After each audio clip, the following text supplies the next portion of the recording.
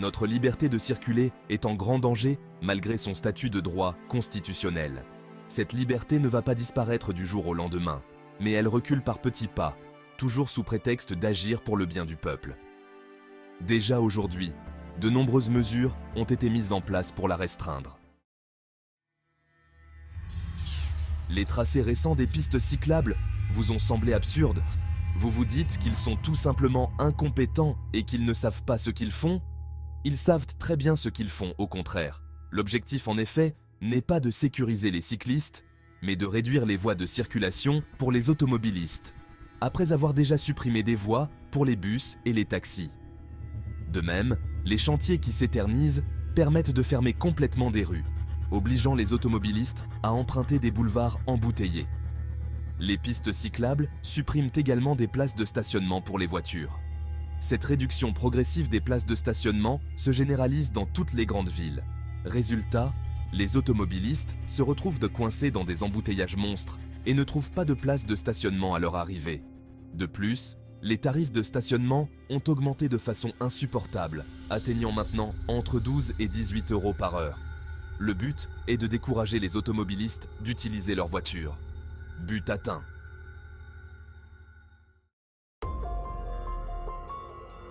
Avez-vous remarqué que depuis peu, dans les parkings souterrains payants, vous n'avez plus besoin de montrer votre ticket car les systèmes reconnaissent sur votre plaque et la barrière s'ouvre automatiquement?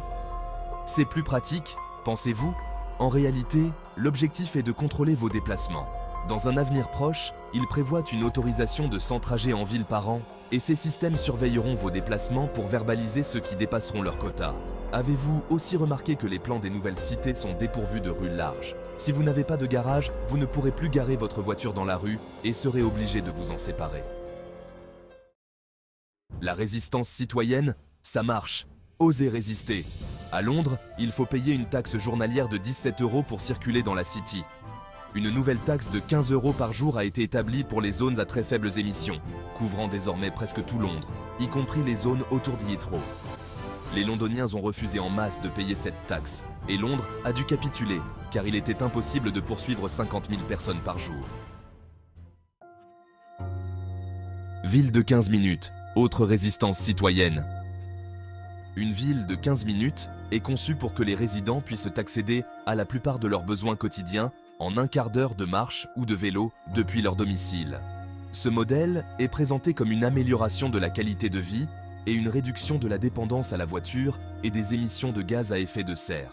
En réalité, des barrières empêchent que les voitures ayant dépassé leur quota annuel de 100 utilisations de circuler. Oxford, en Angleterre, est la première ville à avoir adopté ce modèle. Très vite, les installations ont été sabotées par les habitants. À Paris, la maire Anne Hidalgo souhaite également instaurer ce modèle. Il est désormais clair pour tout le monde que l'augmentation des prix du carburant est due à deux facteurs. Les sanctions contre la Russie, qui nuisent à l'Europe plutôt qu'à la Russie, et les taxes de l'État, qui doublent le prix. La Russie continue de vendre la même quantité de pétrole, mais elle est transportée en Inde avant de revenir en Europe avec un coût de transport supplémentaire. L'objectif n'est pas de sanctionner la Russie, mais de restreindre les déplacements en voiture de la population vu le prix des carburants. Objectif atteint. Réduction de vitesse. Comment veulent-ils décourager les automobilistes de circuler librement? Édouard Philippe a réduit la vitesse sur les routes nationales de 90 à 80 km/h pour toute la France. Progressivement, sur certains tronçons, la vitesse maximale est passée de 90 à 70, puis à 50 km/h. En ville, elle est passée de 50 à 30 km/h, voire 20 km/h à certains endroits. L'argument avancé ici est l'écologie et la sécurité. Mais une voiture roulant plus longtemps pour atteindre sa destination émet plus de CO2. Quant à la sécurité, à des vitesses exagérément basses, l'attention du conducteur diminue, augmentant les accidents. C'est donc un prétexte pour attenter à nos libertés individuelles. Les voitures électriques sont les symboles de cette liberté individuelle attaquée sous prétexte écologique. Je suis opposé à ce que leur achat soit subventionné à hauteur de 4 000 à 7 000 €. Les voitures électriques sont présentées comme écologiques, mais la production de leurs batteries émet autant de CO2 qu'une voiture thermique en émet sur 80 000 à 120 000 km. Leur autonomie réelle est souvent inférieure aux valeurs annoncées, et les batteries perdent 30% de leur capacité tous les 2 ans. Les stations de recharge sont insuffisantes, et les incendies de voitures électriques sont difficiles à éteindre, rendant leur accès au parking souterrain problématique. Dès qu'une voiture électrique est accidentée et que les airbags se sont ouverts, la voiture est classée irréparable.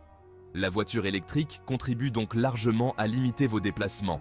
En plus, c'est la Chine qui sinistre notre industrie automobile avec son monopole de l'électrique. Les radars de nouvelle génération sont également des instruments d'état d'attente aux libertés. Ils mesurent précisément les vitesses, même sur les autoroutes à 3 voies. Ils ne photographient pas seulement, mais lisent les plaques d'immatriculation. Et, dans un avenir proche, un quota de CO2 sera attribué à chaque automobiliste. Une fois ce quota dépassé, il n'aura plus le droit de rouler et les infractions seront automatiquement verbalisées. Le quota de CO2 est donc le bouquet final et ceux qui pensaient que la mise en œuvre va tarder se trompent. Tout est en place. Pour les JO 2024 à Paris, ils disent qu'un QR code sera nécessaire pour rentrer chez soi ou aller au travail, soi-disant pour la sécurité. Mais comment rendre visite à vos parents ou amis dans d'autres arrondissements? En s'inscrivant pour un QR code, nous acceptons que notre liberté constitutionnelle de déplacement soit compromise et fasse jurisprudence. Ce QR code pourrait rester après les JO, restreignant encore davantage la liberté de circulation des Parisiens. On nous dit par ailleurs que les demandes seront traitées administrativement. Qui peut croire une chose pareille? En réalité, vous serez enregistré dans 12 bases de données aux USA, et c'est une intelligence artificielle qui va comparer votre identité et vos déplacements à vos identités sur les réseaux sociaux. Et gare à vous, si vous ne remplissez pas les cases d'un bon citoyen qui respecte la doxa gouvernementale. C'est donc le premier pas vers le crédit social. Si vous acceptez de vous enregistrer, vous faites un pas de plus vers l'esclavage numérique, vos données étant traitées par des systèmes appartenant à des multinationales américaines. La liberté de circuler se réduit par petits pas, souvent sans que la plupart des gens s'en rendent compte. Vous êtes désormais prévenus. Vous pouvez me juger comme un complotiste, mais sachez que beaucoup de ce que les complotistes ont dit ces 4 dernières années s'est avéré vrai. À vous de choisir si vous souhaitez conserver votre liberté ou la céder à un gouvernement qui ne vous veut pas toujours du bien.